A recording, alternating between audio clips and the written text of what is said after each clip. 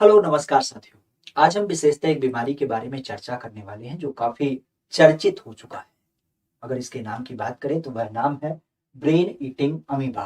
Basically आपने amoeba के बारे में जाना होगा, सुना भी होगा, छोटे छोटे कक्षाओं में आपने इसके बारे में अध्ययन किया होगा। लेकिन कभी आपने सोचा है कि ये अमीबा इतना खतरनाक हो सकता है जो आपके दिमाग को भी खा सके? बिल्कुल आपने सही सोचा। ये एक ऐसा अमीबा जो आपके दिमाग को भी खाना चालू कर दिया है। ये पहली बार आपके दक्षिण कोरिया में खोजा गया और संयोग से कह सकते हैं कि अमीबा की एक ऐसी वैरायटी है जिसने मानव मस्तिष्क को इस तरीके से खाया कि उसकी अंततः डेथ हो गई है।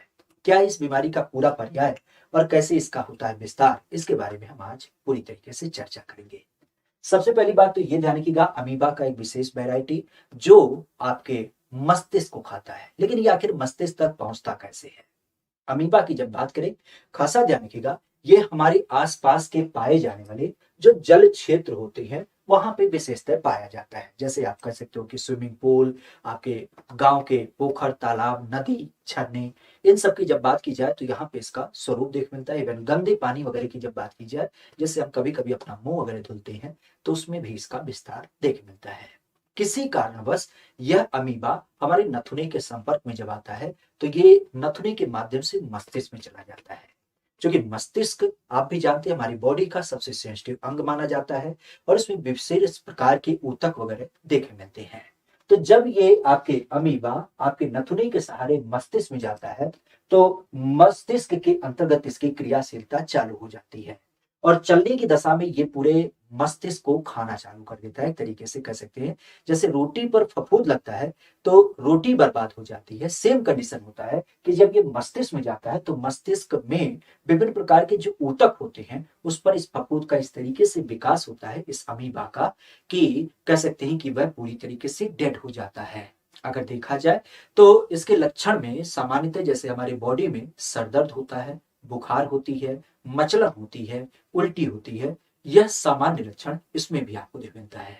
सबसे खास बात, अगर इस बीमारी की बात की जाए तो इसमें हमको कोई अतिरिक्त लक्षण नहीं दिख मिलता है और इस कारण से हम बिल्कुल स्वस्थ और निश्चिंत रहते हैं।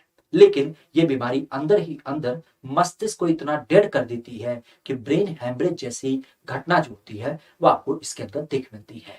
खासा ध्यान रखिएगा, इस बीमारी को, खासा ब्रेन ईटिंग अमीबा को, वैज्ञानिक नाम की जब बात की जाए तो इसको नेगलेरिया फाउलेरी भी कहा जाता है।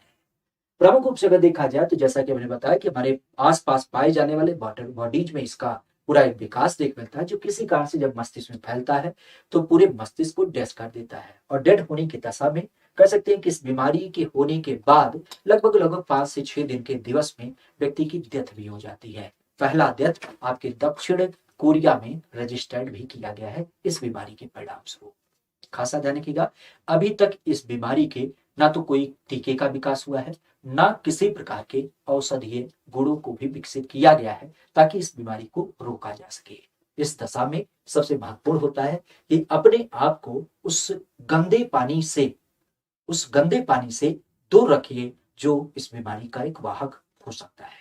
और साथ ही साथ अपने आप को स्वस्थ रखिए, अपने हाथों गले को साफ सुथरा रखिए, क्योंकि बीमारियां जिस तरीके से बढ़ रही हैं अब वह किसी देश या किसी प्रदेश को अपने हिस्से में ना रखते हुए बल्कि समूचे धरा को अपने आप में शामिल कर रही है।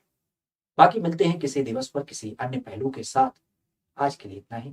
Thank you. All the best.